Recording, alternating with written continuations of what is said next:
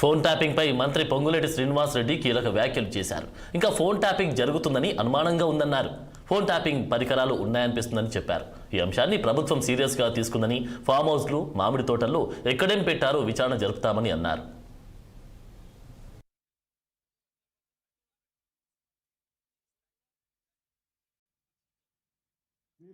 ఇందాక నేను చెప్పిన 1, 2, 3, 4 పాయింట్స్ ప్రకారం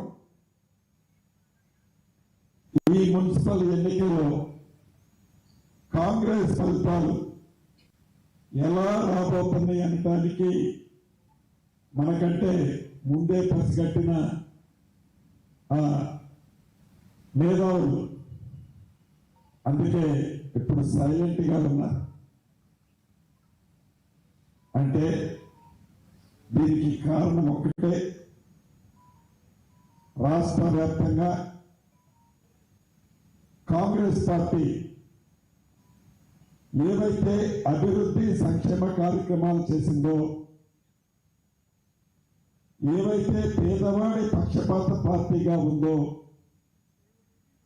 ఏదైతే చెప్పిన ప్రతి మాటని పేదవాడికి అందిస్తుందో, అభివృద్ధిని గ్రామీణ ప్రాంతాలతో పాటు పట్టణ ప్రాంత ప్రజలకు కూడా ఎలా అందిస్తుందో వాటి ఫలితాలే రేపు రాబోయే మున్సిపల్ కార్పొరేషన్ ఎన్నికల ఫలితాలు.